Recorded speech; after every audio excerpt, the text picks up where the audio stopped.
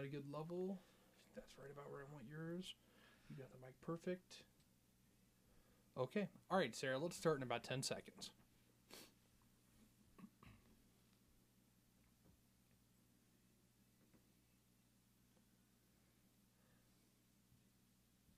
Good morning, AM 860, FM 95.1, KWPC. I'm Jordan Davis. Thanks for joining us here this morning for Moving Forward.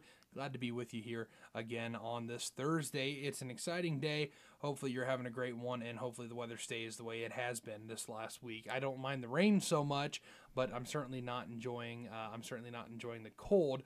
I'm hoping that it's going to level out at this 50 and just stay that way for a little while. So, again, this is Moving Forward. Thanks for joining us. Say hello to Mockling Phone, your new local phone company. Fiber customers get it now. Switching is easy, and you can keep your old number. Learn more at mpw.org. That's from Muscatine Power and Water, our sponsor of the Moving Forward show. I'm joined in studio this morning by DeWayne Hopkins. How are you this morning, DeWayne? I'm good. Thanks for having me. We're excited to have you in. And now, DeWayne, you were also the GM for some time here at the station. I was. How many years was that? I can't tell you. It was a while. I either don't remember or I would prefer not to remember. I got you. Well, DeWayne, we wanted to talk to you about a couple things. I kind of wanted to start first with Muscatine MIA that was mentioned to us, the Doug King bypass out there where it's named. So you were instrumental in getting that named. Can we talk a little bit about that? Sure. The idea was not mine. The idea came from Mr. Lee Miller, who is no longer with us. But we began conversations about an initiative to rename a portion of the bypass, basically from the Krieger Auto Group all the way down to the industrial connector. Gotcha. And can you tell us the story behind that the gentleman's named after? And the reason that Lee contacted me is that back in the 60s, Doug and I were like the best of friends. And then in 1968, on Christmas Day, I was in the Army and stationed in Nha Trang, and Doug was in the Air Force as a pararescue soldier, and he was dispatched on a mission that he never returned from. And for the length of time, he was missing in action, which is what MIA stands for. And then, of course, after that, he was considered killed in action. But that's kind of the short version of a long story. I got you. Well, that's really interesting. So I'm sure that it's kind of a memorial for him out there for that. Yeah, the Douglas King Memorial Expressway is what the name of it is, and a lot of people don't refer to it as that, but I use that stretch of highway at least twice a day, 5 days a week. So I know what it is and who it's named after. Absolutely. Well, we also want to talk about 2 Weeks of Love, which is going to be coming up here before too long, and we're getting pretty excited about it. I know we're going to be doing all sorts of stuff. There's going to be lots of food raised, all that kind of stuff. So, so let me get this straight now. You're excited about freezing for food. Hey, actually, I don't get cold. That's the miracle of that. Well, I say that, I'm going to be out there and I'm going to be complaining the whole time. But, oh, man, it's so cold. But we're excited to be a part of it. I'm excited to just be a part of it here this year. Well, it began in the year 2000, and it comes from, it certainly isn't my idea, but it comes from in Clinton, Iowa. There's a couple of radio stations, and back in 2000, there was a guy that was on the air that decided he was going to take a day, I believe it was a day, and spend at Walmart with a little straight truck and try to raise some food for, I don't believe it was their local Salvation Army, but it was for a nonprofit group in Clinton, Iowa, to sort of help out the needy. And I heard about that, and I thought, well, I can do that, but I can do it even better. I can do it for a week, number one, directing our food or whatever we collect to the Salvation Army. And number two, I've got some friends I can call upon for some tools to help this promotion work even better. Mainly Mike Riggin, who owns the Hawk truck, Tantera Transportation. So I called him up and I said, Mike, I want to use your truck for a week or so, and he said, okay, and the rest is kind of history. That's really interesting. So throughout the years, have you guys kept a total or a number of just how much you've raised, or any guesstimations? I haven't done it for some time now. I turned it over to Jamie and the current general manager here at the radio station, and I wish we had have kept numbers, but there again, there's no real tangible way to do that. Right. We just basically go on, well, did we fill the truck or didn't we? Right. And I've heard it's been a success every year. So that's really a cool thing. And that's it's a neat thing because, when you talk about people who might struggle with getting food on their table, and that's why they go to places like the Salvation Army.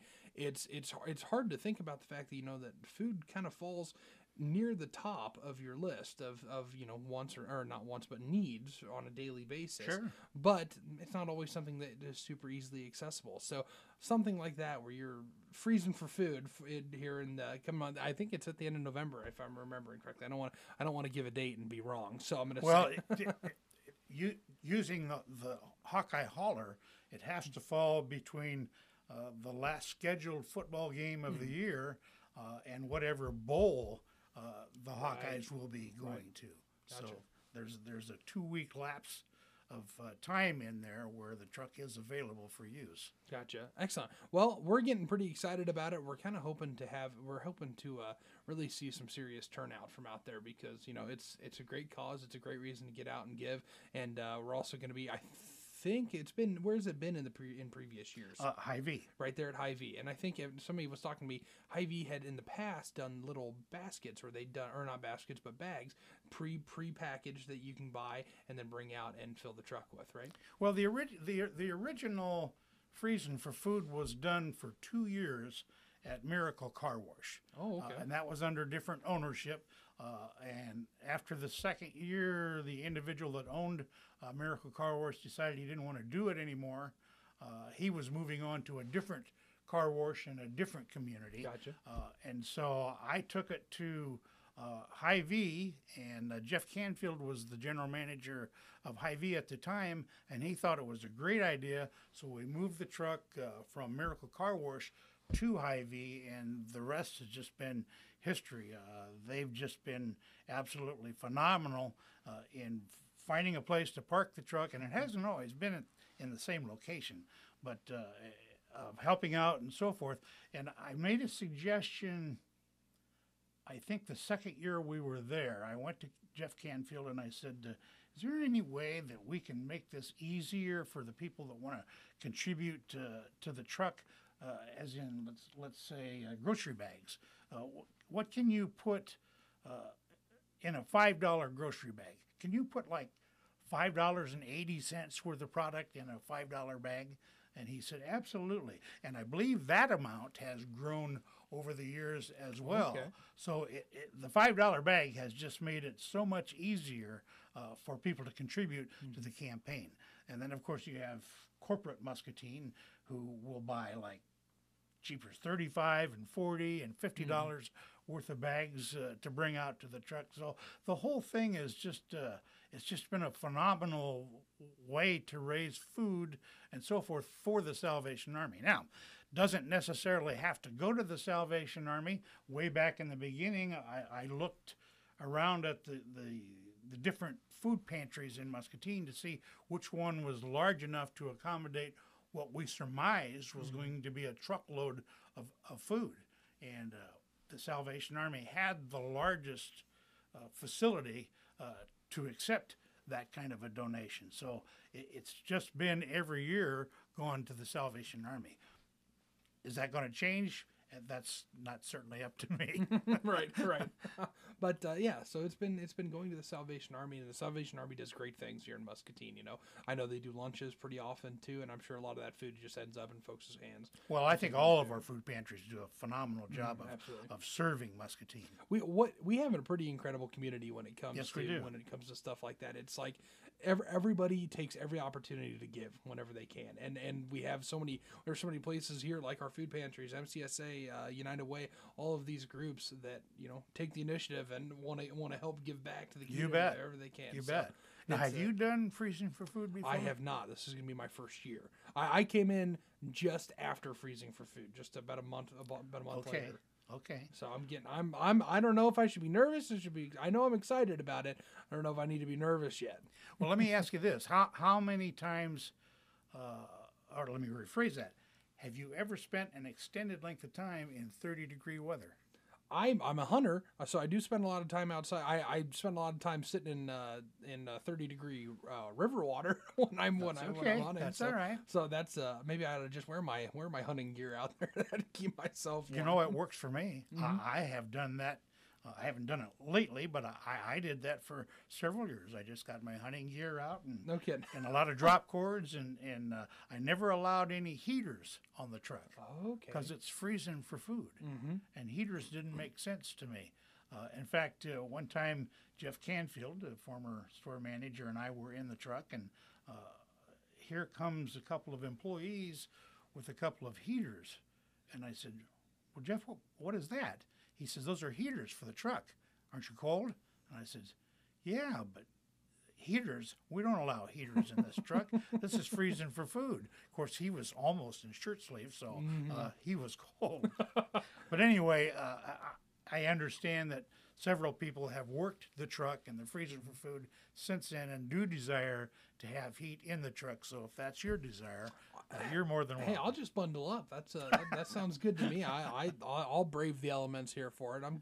I have to dig it out. You know, I actually haven't had my hunting gear out for a couple of years. We'll have to see if it fits first. Then then I'll see exactly how I'm going to get dressed for that. So Well, you'll have fun because it's a fun event. yeah, and it's for a great cause. What You bet. more can you do? How much more fun can you have than that? So. Now, I would also mention that the first year we did this was in 2000, and of course we did the freezing for food.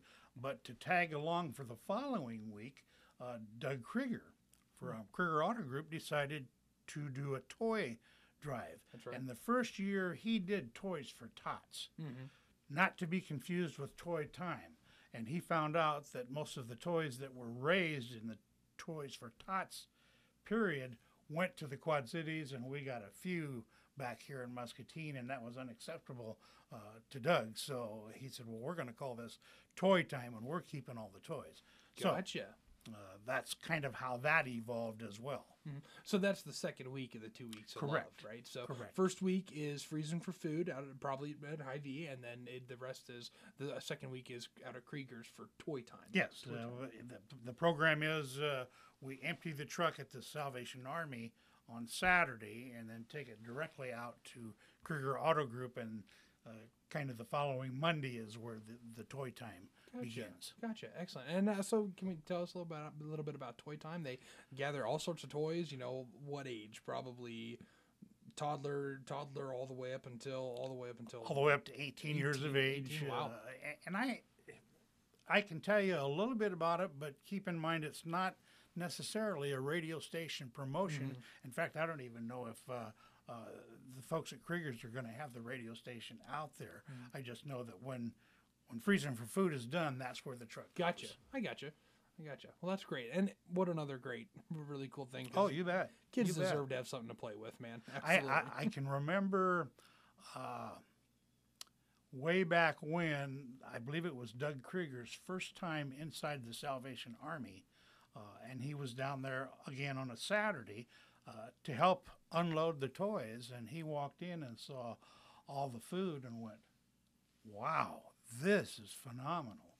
So kind of he's been a partner to the 2 weeks of love ever since, which, by the way, the title 2 weeks of love was a title given to the whole 2 weeks by Mr. Tom Bramer, a former radio station employee here. Okay. And so I guess that's how that came about. But it's freezing for food for the first week and toy time for the second week, and the combination is referred to as 2 weeks of love. 2 weeks of love. Well, we're getting excited for it. It's coming up. Be watching out. We're going to be talking about it here in the coming weeks as well as it gets ready to happen. So thank you so much, DeWayne, for coming in and talking to me. I really appreciate hearing You're quite from you. welcome. Yeah, it's been a lot of fun speaking with DeWayne Hopkins. He's telling us about 2 weeks of love. And we also talked a little bit about the naming of the bypass over here, 61, the stretch from Krieger's down to the industrial, you said. Industrial connector. Industrial connector down there. So absolutely, we appreciate having him in. Remind you that it is November, and November 11th is when we celebrate Veterans Day. But because we are here at the Muscatine Radio, want to give our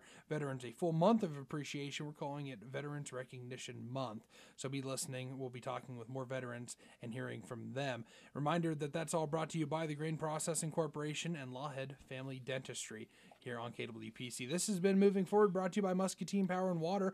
Mocklink Internet and TV are the best value in entertainment and connectivity, and getting better with world-class fiber. Subscribe now and you'll get fiber when it comes to your neighborhood. Learn more at mpw.org. Again, I'm Jordan Davis. This has been Moving Forward here on the voiceofmuscatine.com. Alrighty. All right, well, I think we're all good. Thank you so much, DeWayne.